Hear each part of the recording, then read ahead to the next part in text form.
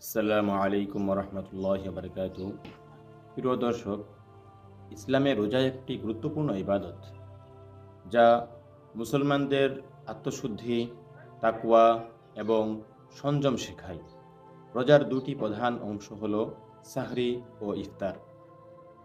এই দুটি কাজ রসুল্লাহ সাল্লাল্লাহু আলাইহি ওয়াসাল্লামের সুন্নাত অনুসারে পালন করলে শুধু শারীরিক উপকারই হয় না, বরং তা অসংখ্য সওয়াবের কারণ হয়।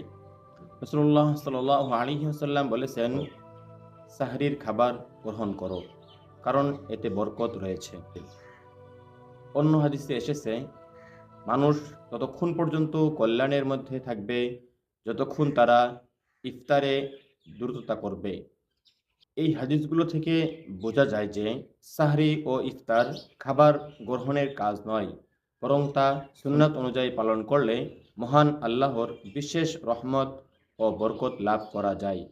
তাই চলুন আমরা সাহরি ও ইফতারের সুন্নাত ও আদব সম্পর্কে বিস্তারিত জেনে নিই। সাহরির সুন্নাত ও আদব।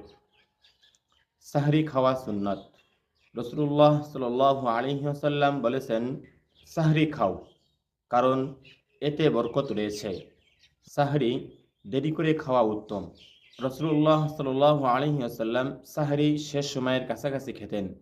হাদিসে এসেছে, আমাদের সাহরি ও আহলে কিতাবদের সাহরির মধ্যে পার্থক্য হলো সাহরিতে বিলম্ব করা, হালকা ও সহজ পাচ্য খাবার গ্রহণ করা। রাসূলুল্লাহ সাল্লাল্লাহু আলাইহি ওয়াসাল্লাম সাধারণত খেজুর, পানি বা হালকা খাবার দিয়ে সাহরি করতেন। সাহরি না খেলেও রোজার নিয়ত করাই মূল বিষয়। অনেকেই মনে করেন যে সাহরি না খেয়ে রোজা হবে না, কিন্তু এটি ভুল ধারণা। সাহরি খাওয়া সুন্নাত, তবে এটি ছাড়া রোজা সই হবে না এমন কোনো কথা নেই। ইফতারের সুন্নাত ও আদব। ইফতার তাড়াতাড়ি করা সুন্নাত।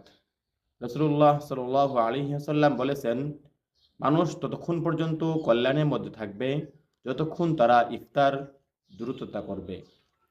খেজুর বা পানি দিয়ে ইফতারি করা উত্তম। আনাস রাদিয়াল্লাহু তাআলা আনহু বলেন, রাসূলুল্লাহ সাল্লাল্লাহু আলাইহি ওয়াসাল্লাম ইফতার করতেন তাজা খেজুর দিয়ে, যদি তাও না থাকতো তবে শুকনো খেজুর দিয়ে, আর যদি সেটাও না থাকতো তবে পানি পান করতেন। ইফতারের সময় দোয়া করা অত্যন্ত গুরুত্বপূর্ণ। রাসূলুল্লাহ সাল্লাল্লাহু আলাইহি ওয়াসাল্লাম বলেছেন, রোজাদারের দোয়া ইফতারের সময় ফিরিয়ে দেওয়া হয় না,